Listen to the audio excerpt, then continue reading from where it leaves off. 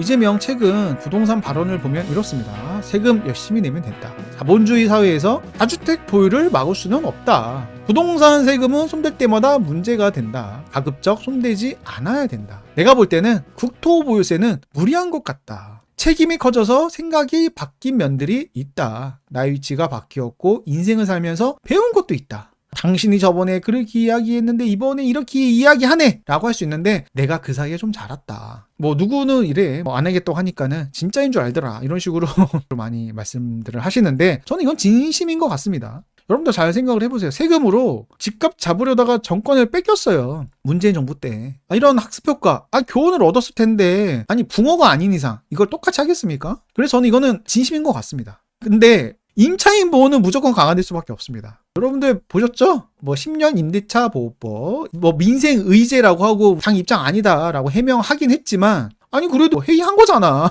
이재명 후보도 참석을 했고 당에 있는 주요 인사들까지 다 찬성을 한 건데 또 최근에 임대사업자 매도가격 제한 법안, 이거 정말 황당한 법안이죠. 임대사업자 매도할 때 세입자가 원하면 세입자가 무조건 매수해야 되고 그 가격은 감정가로 시세가 아니라 이 말도 안 되는 법안을 냈습니다. 이런 흐름만 보더라도 다주택자를 직접 때리지 않아도 임차인 보호가 세지면 결국에는 다주택자 때려잡는 거랑 다를 바가 없습니다. 조삼모사예요. 앞으로는 임대료 불안은 정해진 미래입니다. 그래서 세입자 보호 강화는 그냥 필연이야. 하도 많이 들어서 귀에 피가 나실 거야. 공급 감소, 인구 감소보다 공급 감소가 더 빠르기 때문에 많은 분들이 인구 감소 때문에 집가격이 올라가는 거 한계가 있지 않아요 라고 하는데 그거보다 공급 감소가 더 빠릅니다.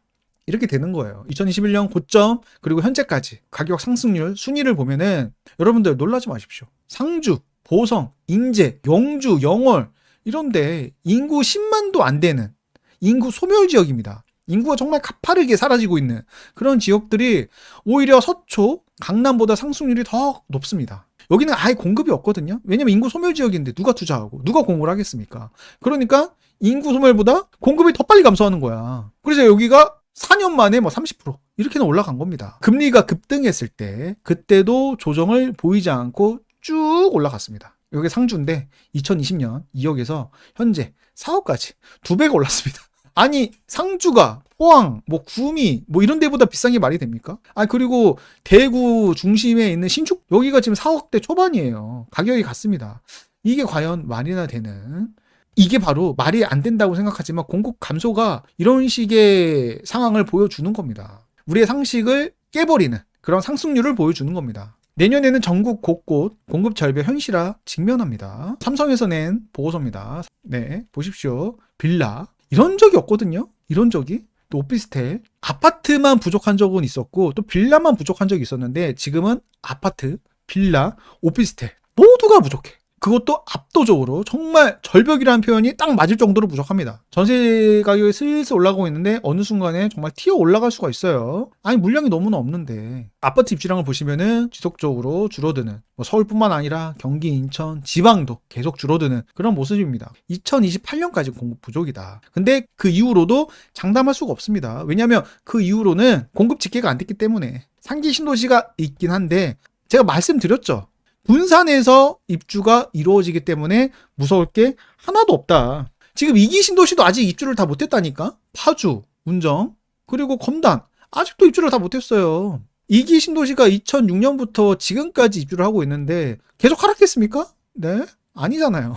그렇기 때문에 3기 신도시도 똑같을 겁니다. 1기 신도시 때랑 완전히 달라요. 그때는 그냥 2, 3년 만에 다 때려 지었는데 지금은 안 된다니까. 금개구리 나오고 문화재 나오고 그리고 보상도 신경 써야 되고 민주적인 절차를 하나하나 다 신경 써가면서 진행을 해야 되는데 과거같이 군사정권으로 밀어붙일 수 있는 그런 환경이 아니다. 왜 이렇게 공급이 부족하냐. 네, 문정부에서 세금으로 조졌습니다. 네, 취득세 12% 올리고 또 종부세 완전 폭탄 때리고 양도세 중과 30% 때리면서 그냥 다주택자를 멸종시켰어. 다주택자가 없으면은 공급이 이루어질 수가 없죠. 왜냐면 적극적으로 사주니까 다주택자는. 건설사는 1주택자만 있으면은 적극적으로 집을 지을 수가 없어요. 왜냐면 미분양이 날 수가 있는데 어떻게 적극적으로 짓겠습니까? 다주택자가 열심히 사줘야지 신나서 지을 거 아니야. 윤정부에서도 마찬가지입니다. 이게 피해갈 수가 없어요. 이 비난에서 다주택자 조져가지고 공급 부조 이 사태를 초래한 게 지난 문정부뿐만 아니라 윤정부도 이 비판을 피해갈 수가 없습니다. 왜냐하면 126%를 때렸잖아요. 원희룡 국토부 장관 126%를 딱 도입을 해가지고 비아파트 공급을 조져놨습니다. 문정부에서는 아파트 공급을 조져놨다면은 현재 정부는 비아파트 공급을 조져놨습니다. 강제 역전세로 조져놨습니다. 그래가지고 공급이 정말 초토화가 된 겁니다. 그래서 이러다가 서울뿐만 아니라 경기, 인천 그리고 지방까지도 올라가게 생겼다라는 생각이 듭니다. 지방 계속적으로 안 올라가는데 저는 시간 문제라고 생각을 해요. 네, 올라갈 수밖에 없어요. 지금 공급량이 너무나 부족합니다. 지방 공시가 2억 이하부터 취득세 중과가 배제가 되는데 이에 대한 투자가 점차 활발해질 수도 있겠다. 이번이니? 라는 생각으로 5년 물렸으면 됐잖아. 전세 물량도 너무나 없고 만약에 지방 공시가 2억 이하 투자한다고 하면은 이와 같이 제시하고자 합니다. 일단 가격 조정이 충분히 이뤄진 지역. 근데 대부분 다 충분히 이뤄졌어. 지방은. 네. 어디든 다 충분히 이뤄졌기 때문에 지방 모두 다 투자 대상이다라고 생각하시면 됩니다. 뭐 그나마 안 이뤄진 곳이 뭐 춘천, 뭐 전주, 뭐 진주 뭐 이런 데들이 그나마 많이 하락하지 않았기 때문에 가격적인 메리트가 다른 지역보다는 적긴 하지만 공급 부족이거든요. 앞으로 쭉 가격적인 메리트는 다른 지역에 비해서 적긴 하지만 공급 부족이 앞으로 여기도 펼쳐지기 때문에 투자에 있어서 완전히 배제하기에는 안 될 것 같다라는 생각이 들고, 그리고 제일 중요합니다. 2025년 올해부터 공급 급감이 예정되어 있는, 앞으로 공급이 급속도로 줄어들어서 여기는 더 이상 하락하기 힘들겠다, 그런 지역들, 또 공시가 2억 이하이면서 투자금이 일단은 적어야 돼. 기회비용 측면도 생각을 해야 되기 때문에 저는 한 5천만 원 이하면 그래도 낫지 않을까라는 생각이 듭니다.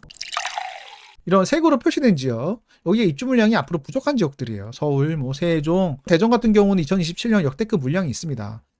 세종이 요즘에 분위기가 좋긴 한데 대전이 계속적으로 가격이 눌려 있으면 과연 세종 혼자 올라갈 수 있을까? 계속 시험을 받을 거거든요. 대전이 저런데 세종이 어떻게 저렇게 올라가? 이런 시장이 시험을 계속적으로 받을 거기 때문에 세종 혼자서 독주할 수는 없을 거예요. 만약에 그런 우려를 뚫고 올라가면은 정말 세종은 한 단계 도약을 하는 거죠. 자, 대전은 2027년 물량이 역대급으로 많죠. 현재 둔자가 입주장인데 너무나 쌉니다. 진짜 너무나 싸. 세종 같은 경우는 외곽에 아스펜 같은 경우 6억 이렇게 분양을 하는데 대전 지금 둔자가 30평, 크게 한 6억이니까 대전 대장 사는 게 낫지 않아요? 그런 세종 외곽보다. 부산 같은 경우는 앞으로 계속 거기도 물량이 부족하고, 대구는 정말 다이나믹하게 물량이 확 줄어듭니다. 울산 계속적으로 물량이 부족해서 분위기가 가장 좋죠. 광역시 중에서는. 또 광주는 현재 분위기가 광역시에서 가장 분위기가 안 좋은데 안타깝게도 물량이 꾸준하게 있어요. 그래서 2028년 되어야 물량이 그나마 줄어듭니다.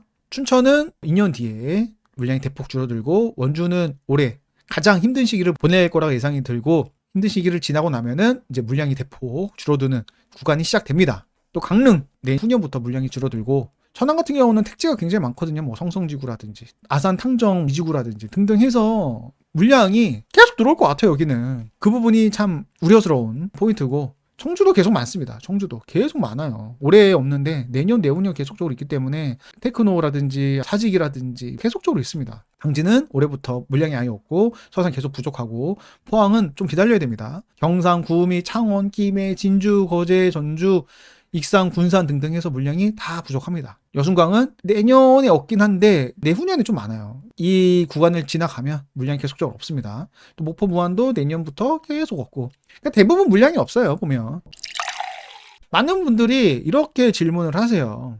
그러니까 내가 샀는데 나중에 공시가 2억이 넘어갔을 때 투자자에게 못 팔까봐, 너무 공시가 2억 딱 붙어있는 단지를 사면 공시가 2억이 넘어갈 확률이 높으니까 나중에 못 파는 거 아니야? 라는 그런 우려를 하시는 분들이 정말 많습니다. 저는 향후에도 2억 이하라는 숫자에 너무 이렇게 집착을 안 하셨으면 좋겠습니다. 향후 넘더라도 실수요가 뒷받침될 수 있는 입지와 상품성을 모두 갖춘 경쟁력 있는 단지를 선별하는 게 바람직하다, 이 말씀을 드려요. 공시가 2억이면 3억 4천, 3억 5천까지 살 수 있거든요. 그 정도면은 지방에서 꽤 좋은 단지 살 수 있어요. 비록 공시가 2억이 추후 넘더라도.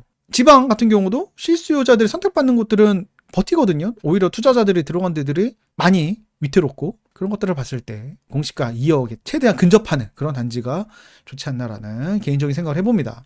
왜냐면 투자자들이 주고받는 단지는 결국에는 물량이 계속적으로 풀려요. 오히려 기대 이하의 결과를 초래할 수밖에 없다. 이 말씀을 드립니다. 여러분들 성투하셨으면 좋겠어요. 많이 하셔가지고 서울에 등기 치셨으면 좋겠습니다. 거제도 분위기 나쁘지 않습니다. 데이터로는 여전히 하락하는 것처럼 나오지만 실제로 문의해보면 달라진 게 느껴져요. 전세 월세도 가격이 올라가는 게 체감이 되고 물량도 많이 없고 매매도 급매물도 빠르게 소진되고 있습니다. 근데 이게 정말 대세 상승장이 과연 올까? 그런 의문은 있긴 하지만 그래도 물량이 없으면은 상주나 뭐 영주나 이런 데에서 보여줬던 그런 상승 흐름이 다른 지방에서도 충분히 나올 수 있죠. 참 그래요. 참 우리 예전에 인구 소멸 지역을 아예 거들떠도 보지 말자. 이런 식으로 암묵적인 룰을 가지고 투자를 했죠. 그러니까 다들 뭐 상주나 이런 데 거들떠도 안 봤어. 거들떠도 안 보니까 그런 데들이 안정적으로 올라가고 있다. 그러니까 투자자들이 많이 진입한 곳은 들어가면 안 돼. 그런 곳은 단기간에 오르고 장기간에 하락할 수 있습니다. 그런 데는 투자자들이 많이 들어간 곳은 단타 치고 나와야 됩니다. 단타 치고.